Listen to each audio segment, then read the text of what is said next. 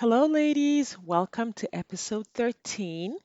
And today I want to talk about identifying a healthy relationship. And I know a lot of what we're going to talk about is pretty commonplace. Chances are you know it. However, it's possible that you may not be applying it early enough in your dating process, or you may not know some of the signs that I'm going to talk about in identifying in a healthy relationship. So, I thought about this idea. I was reading an article about how federal agents identify counterfeit money, right? And a shout out to my friend Pat, who used to work at the Federal Reserve Bank, and she had kind of told me about this years ago. That the way people were trained to identify counterfeit money was by spending a lot of time with real money. Like they didn't spend time studying what was fake. They didn't spend time looking at all the different ways that criminals created fake money. They simply trained the agents to be super familiar with real money, to understand all the different components of it, to feel it and touch it 8 hours a day until they could identify how much it should weigh and kind of know what it should feel like between the fingers. They trained them to tilt it up to the light and look through it, to identify the holograms, to identify the little details that had been added to the money until just by looking at a bill for a minute or two, they could identify whether it was real or if it was counterfeit. And this is kind of a universal way that people are trained to identify whether money is real or if it's fake.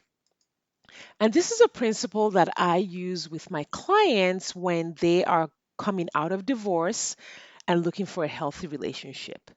The typical woman who has been through divorce, especially if you were married for a really long time and experienced maybe a really toxic, unhealthy relationship, possibly being with someone who had narcissistic tendencies, or you experienced some abuse, the odds are you're not very familiar with what a healthy relationship looks like.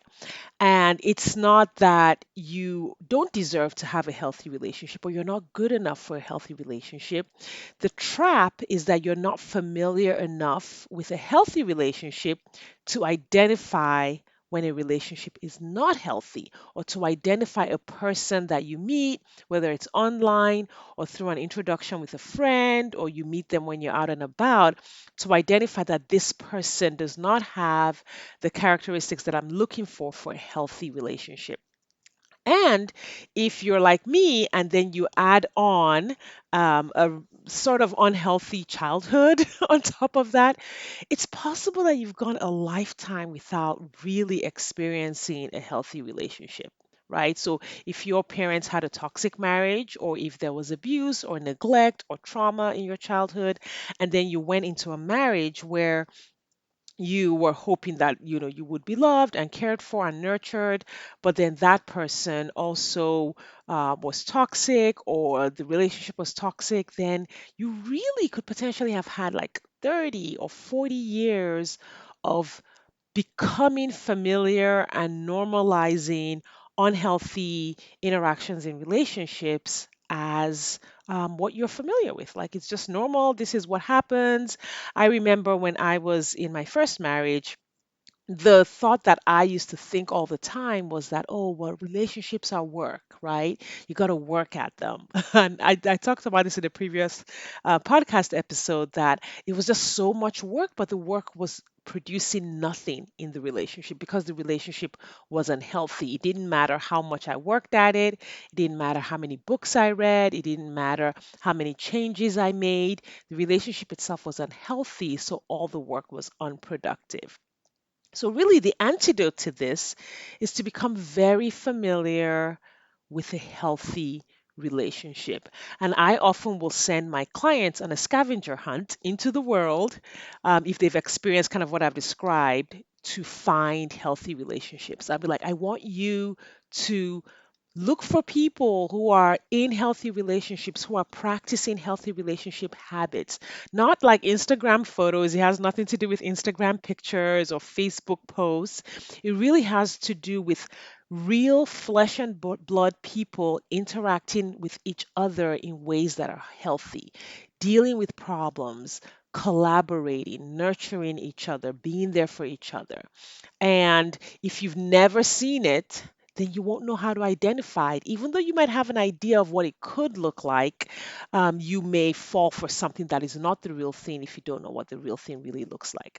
So, in this episode, I really just want to discuss that, not at length. This is not like a super deep topic, but I do want to discuss a list of characteristics that I think you should really be thinking about at the early stages of dating.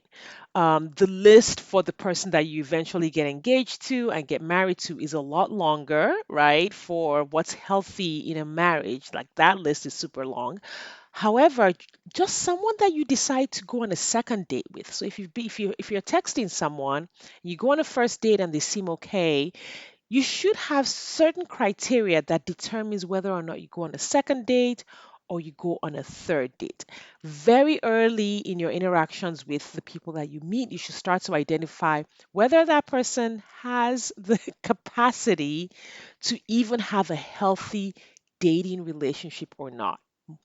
If the person does not have the capacity to show you just the bare minimum, right, of respect and decency and patience and just a fun interaction early in the relationship, it's very unlikely that that's going to appear later down the line. So I encourage my clients to really be observing and thinking about the people that they're with a lot of intention and attention. And I talked in depth about that in the last episode, getting to the truth. But I talked about it from the perspective of, dating the person, getting engaged, getting married. In this episode, I'm really just going to give you a short list of someone you should date. Like, if the person doesn't have these things, they're not a healthy dating partner. And you should start looking for these characteristics in the world, like just in general. I also encourage my clients to do what I call a relationship audit, which is you shouldn't have any relationships around you that are not healthy. So look at your friendships, look at your relatives. Like, if you are tolerating unhealthy relationships at the friendship level or at work, then chances are you will, in a sense, learn to tolerate that behavior, and you're likely to bring it home in a romantic relationship as well. So, here's a little short list of what a healthy dating relationship should look like. I have 21 things on this list. The list for like committed relationships goes into like the 30s, but when you're dating someone, you really want to make sure that that person is 100% single and available for a relationship. It is amazing how many people will really be in relationships with other people, some of them married, right? Or some of them having no intention of going into a committed relationship with a new partner, but will be on there online just kind of looking for whatever it is they're looking for. So some of the basic signs are the person is 100% single, like they're available. They are available for a committed long-term relationship, which is what you are looking for. They exhibit basic decency. They exhibit respect. Like, hello, how are you? Please, thank you. Not so much the hey, what's up? Or hello, sexy. Or, unless you consider that respectful or, acceptable in your dating life, but really you should look at how the person refers to you. How do they talk to you, even by text? What's the first line in their text? Is it respectful? Is it decent? Is that something you would entertain if you met them at work? Is that something you would entertain if you met them at a dinner party? Really don't want to entertain behavior online that you would not entertain in real life.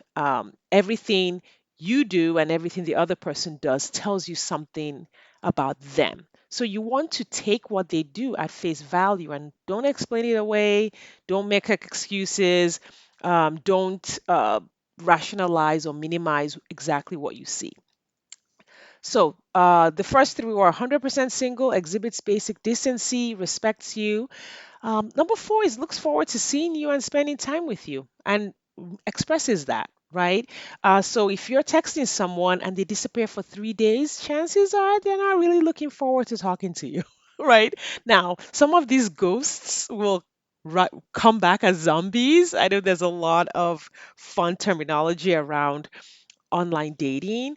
But when a person isn't really looking forward to talking to you, looking forward to spending time with you, it's kind of like pulling teeth to set up a date. That's not a sign that a healthy relationship is getting ready to come out of this. Um, the person enjoys being with you and is eager to do it again. You enjoy being with them, right? And you're eager to see them again. So there's kind of like that mutual enjoyment of each other's company going on. Number six, he's interested in your life and in your story. He asks questions. He's curious without being intrusive. So there's a balance there, right? You don't want to provide too much information to someone you've just met. However, if a person is looking for a long term commitment, with you or is interested in investigating the possibility of a long term relationship with you, it would make sense that they would be interested in who you are, where you're from, what you're doing, and whether or not there's a fit. I caution my clients against the man who seems to have nothing to lose, right? You meet a guy and so in the first week he's like ready to commit to you. It's like, wait, dude, don't you have anything to lose in this relationship? A person who has nothing to lose is not really looking for a relationship. So that means that he was never planning to commit to you, he was never planning to marry you. And so he has nothing to lose by promising that he's in love with you or promising that he wants to marry you.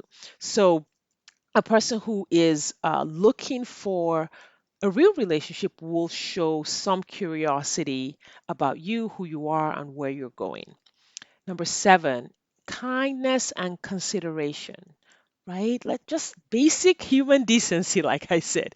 Kindness and consideration is something you want to see exhibited early in the relationship. As soon as you start dating, does he show respect to the people that you all interact with? On the date, does he show you kindness? If you are late, is he sulky about it, or is he understanding about it? If you have are not able to accept a date on, when he offers one because of your schedule, does that turn into a control issue? Does that turn into sulking? Does he take it personally? All of those things matter.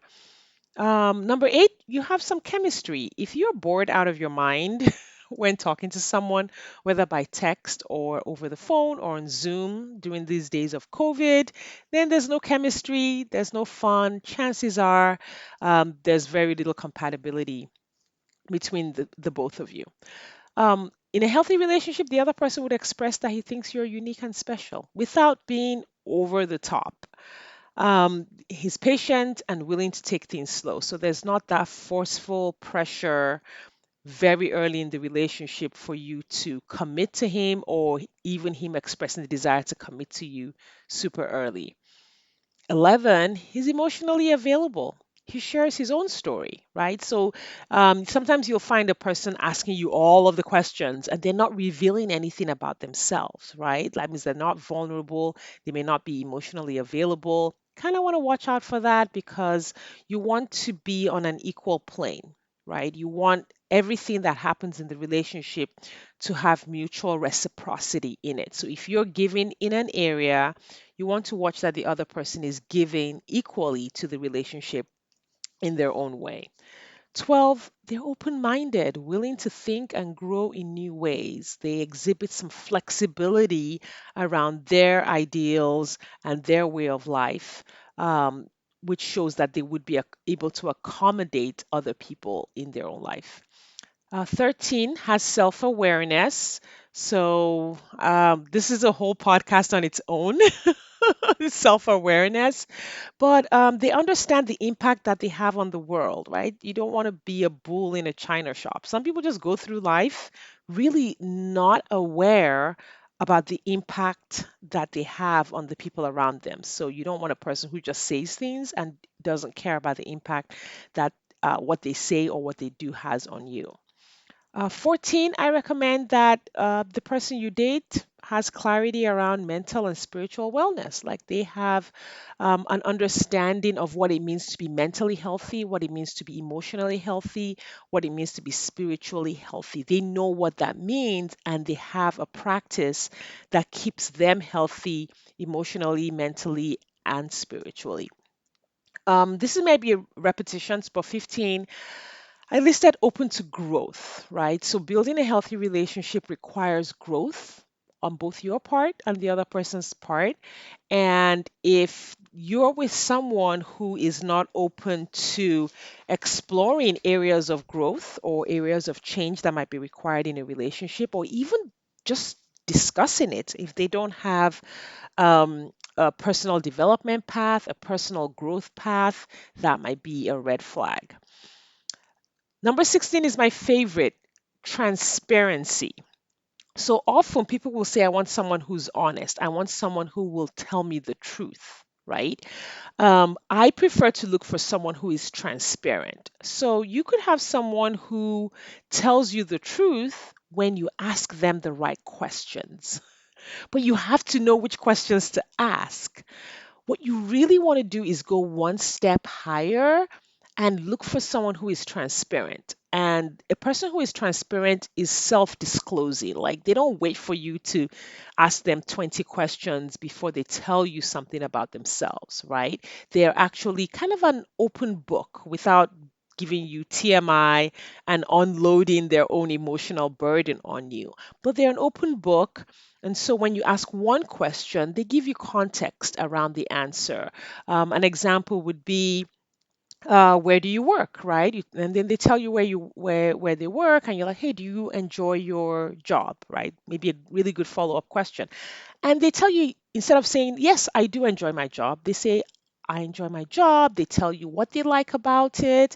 Maybe they tell you how they got into it, what's meaningful about the job. Like there's just a real um, conversation going on around the topic that shows you the person is self-disclosing, that they're transparent, that they don't have anything to hide, versus a person who gives you yes or no answers to your questions. 17 is interested in growing toward a committed relationship. So, I mean, it seems to go without saying, but I would just always double check. Like, you always never make assumptions when you're with someone. I was recently rereading the book, The Four Agreements, and I think I may have mentioned this on the podcast as well. It's really one of my favorite books, and one of the agreements is to never make assumptions, right? Don't assume that just because a person nodded when you said something, that the context in which you said it is the same context in which they believe it. You want to ask questions and you want to allow the person to show you who they really are. So a person might say, "Hey, I'm looking for a committed relationship." You want to ask, "What does that mean to you?" Right? What does a committed relationship mean to you? What is the timeline? Things like that. 18, financial stability. Whatever that means to you, whatever that means to them, you want to clarify that. But signs of financial issues tend to show up pretty early in dating, or even financial compatibility. That tends to show up pretty early. So you want to pay attention about to where you're going. Like for dates, are they super expensive? You know, uh, restaurants, or is there a wide range of restaurants that you're going to, or is the person putting the burden on you to pick up the tab? Did they leave their wallet at home? These things really do happen. What are the what is their background financially, and what is their lifestyle financially? How do they handle money, without going into the questions that maybe would come when you are actually getting ready to commit to the person.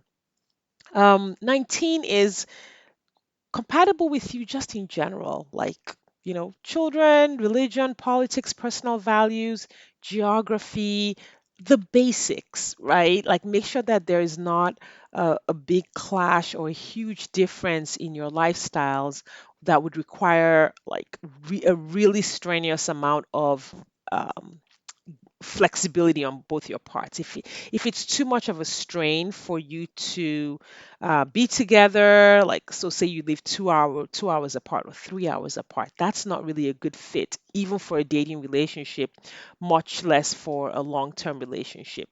If one person has grown children and another person has a newborn, it's going to make it hard to kind of get together and date or even to enjoy the dates.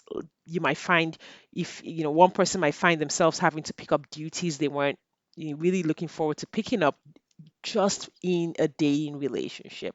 So you want to make sure that those basics are kind of covered early in your discussions with someone you're dating. And then number 20 is that you're able to enjoy yourself when that person's there. I'm always concerned when a person is dating someone, but then there's just all this anxiety. There's all these a lot of ups and downs. There are arguments, there's criticism, there's sarcasm. Like that's not fun. Dating should be fun.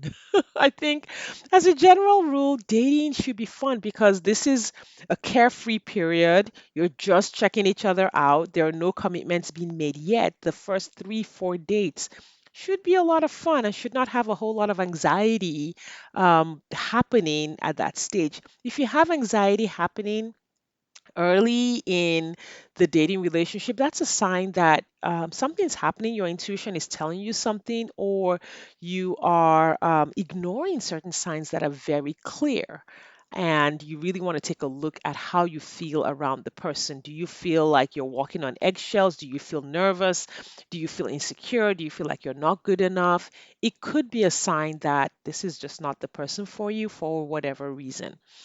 And then finally, you want to see if the person has the capacity to express affection, but not as a prelude to sexual activity. So there are people that you'll meet who want to hug you and kiss you on the first date, but not because they really like you or you're developing an affinity for each other, but just kind of like as a test of the boundaries. Like, where are we taking this? How quickly can we take it there?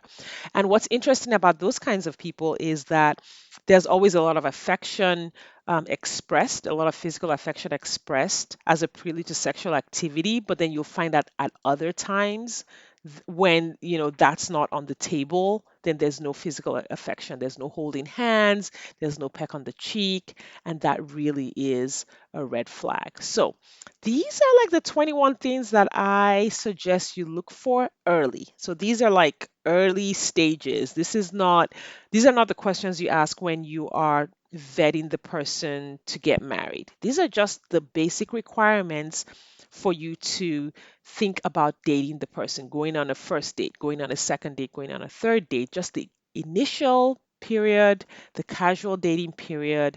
You really want to make sure that the environment is healthy, your interactions are healthy. And if you have not experienced a lot of healthy relationships, a lot of healthy friendships, you want to start there. You want to start with saying, what does a healthy relationship look like? Are my current relationships healthy?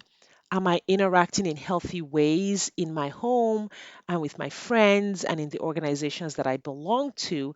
And if not, how do I begin to change that so that I normalize for myself the types of friendships and relationships that I want so that I can build the foundation for a healthy romantic relationship? So, this was just a quick overview of healthy relationships. I just wanted to kind of put these out there as like an add on to last week's podcast about getting to the truth and just something that you can run with and take a look at the people that you're dating right now and say, hey, what's going on?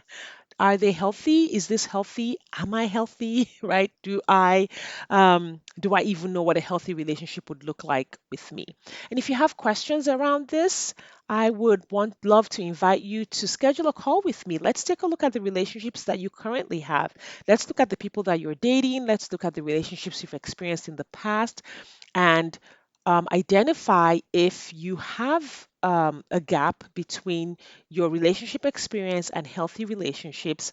And I can help you develop a strategy for closing the gap so that it makes it super easy for you to know what a healthy partner looks like when you meet him. So you can go to shadecurry.com/ schedule dash appointment and schedule a call with me. It's a complimentary consultation call, and we can put together a strategy for you and also talk about working with me if you want to take the work further. Thank you so much for your time and attention, and I will see you next time.